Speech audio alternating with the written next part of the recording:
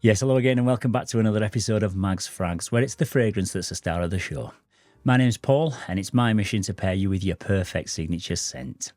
And if you are new to the channel, then please consider subscribing, and that way you'll be the first to find out about loads of new releases and also tons of other fragrance related content. Today I'm taking a look at the latest addition to the Astrophil Stella lineup, and this new 2024 release is called In Extremis or In Extremis, which I've got to say is a real head turner that leans into bold, mysterious territory. Crafted by the renowned perfumer Meo Fusciuni, In Extremis is a rich, smoky and leather-forward fragrance dedicated to the spirit of the 16th century Italian artist Caravaggio, who mainly painted in a chiaroscuro style, which basically means a high contrast balance of light and shade. His paintings would often depict a dimly lit scene with dark shadowy areas and sometimes smoky backgrounds, but the subject would always be partially illuminated by a small light source like a candle or a small window, which produces a dramatic and moody scene, and that's definitely captured perfectly in this particular scent. It comes in a long-lasting extrait de parfum concentration and priced at £160 for a 50ml bottle size, so it does sit comfortably within the luxury fragrance market.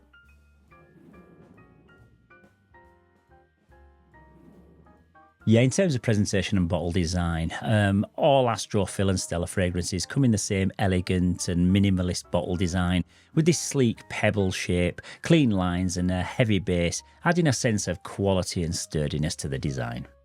They nearly always come in clear translucent glass bottles too, so you can see the level of the juice, and this one gets like a browny purple to yellow gradient when you hold it up to the light. There's a gold plate on the front with the name of the house and also the name of the fragrance printed in black. And there's a gold coloured metal cap with a decorative corrugated edge that slides into place firmly. The gold atomizer delivers a really nice smooth blast of juice, and overall, its sophisticated and timeless look is fitting for the brand's high-end artisan appeal.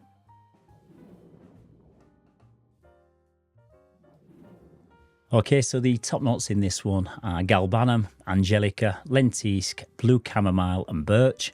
In the heart, we've got osmanthus, magnolia, incense and musk.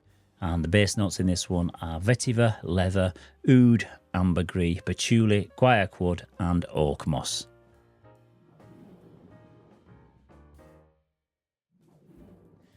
Okay, so this one starts out as it means to go on, and right from the initial spray you're met with a rich, intense smokiness that's reminiscent of like charred wood. You'll also notice the incense, the chamomile and the leather, which just adds a nice amount of sweetness to that smoky, mystical vibe. But this is balanced and freshened ever so slightly by the galbanum, which brings a little chink of light, just adding a tiny amount of green earthiness way off in the background. And right away, it just takes you on a sensory journey that transports you to like a dimly lit wine bar or a refined gentleman's lounge. Imagine the setting. We've got a poker table over there, we've got a roulette wheel, leather armchairs, cigar smoke wafting through the air, we've got some low lighting that casts shadows across the polished wood, and maybe the quiet murmur of deep conversation and the odd chinking of liquor glasses. That's basically the picture I get from this, literally from that initial introduction. It's a warm, dark and comforting scent with a complex, sophisticated character. But as it dries down and transitions through into the heart of the scent, we've got some musk that starts to make its way through and brings with it a slightly animalic quality which feels intensely intimate. Osmanthus, which is often noted for its apricot-like scent, retains that sweetness just enough to balance the smokier and the muskier elements, while magnolia just brings a soft floral touch. This midsection again is smoky, deep and complex, and it doesn't really change that much from the opening, reinforcing the fragrance's dark and seductive character, but without overwhelming your senses.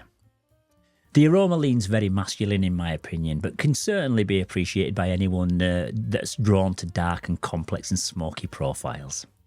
The base notes are without doubt the major players in this one though, and the combination of leather, oud, ambergris, patchouli, oak moss and vetiver are what give this its old world charm. Ambergris adds a touch of salty warmth, mingling with vetiver's dry, earthy profile, while patchouli brings a hot and kind of spicy, earthy warmth that complements the smoky aspects of the scent. Finally, oak moss gives the base an old school chypre feel, adding a slightly bitter, mossy undertone that just harks back to traditional masculine fragrances. The combination of these deep, rich notes makes the base truly magnetic, and it's perfect for creating that evening ambience that just lingers on your skin softly for hours. I'd say that it's definitely comparable in terms of scent character and atmosphere to Jazz Club by Maison Margiela, which shares a bit of similar smokiness and boozy warmth. However, this is slightly less sweet with a richer leather and oud profile that brings added depth and seriousness. While Jazz Club feels vibrant and bustling, In Extremis is slightly more grown up and subdued, giving off a quieter but equally powerful aroma. This is a fragrance for your serious fragrance enthusiasts, and if you're just starting to dip your toe into niche perfumery, you may be better off starting with something like Jazz Club, and then once you've got used to that one, you can then maybe try this one out, and it won't be such a shock to your senses. But anyone coming straight from the local high street perfume store might just find this one a little bit too challenging at first.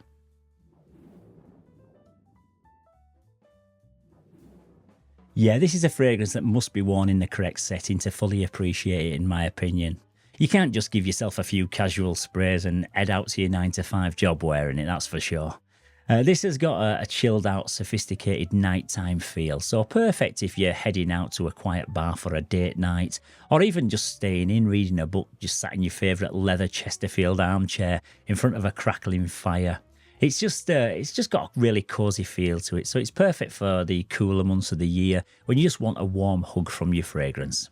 It's not loud and playful, and it's one that softly draws people closer and just whispers how sexy it is. It's perfect for men aged from maybe mid-30s upwards, and there's nothing in this that gives me younger guy vibes.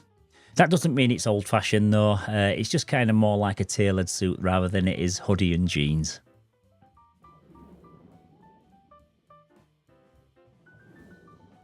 Yeah, so in terms of performance, it's an extrait de parfum concentration. So while the fragrance has remarkable longevity, its sillage is soft to moderate in my opinion. This close to the skin projection means it won't fill a room or announce your presence from across the hallway, etc. Instead, it creates an intimate aura around the wearer, just making it detectable only to those that are in close proximity. For some, this might feel like a bit of a downside, but for others, it's an advantage. It allows the fragrance to remain elegant and refined, and it's perfect for more private encounters.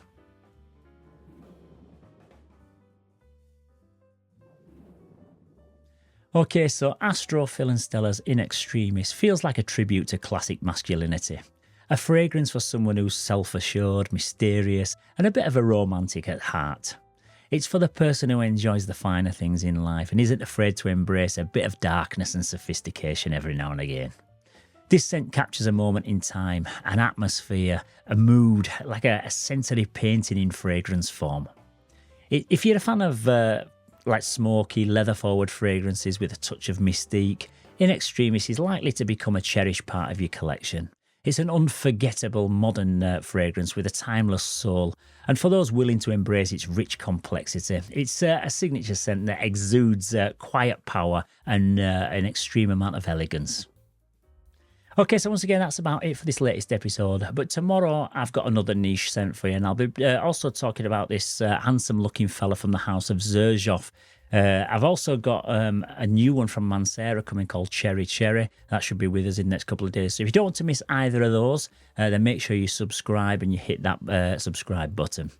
I'm also popping down to London for a few days at the start of next week, so no doubt I will be visiting a few boutiques and trying out some quirky indie perfumery.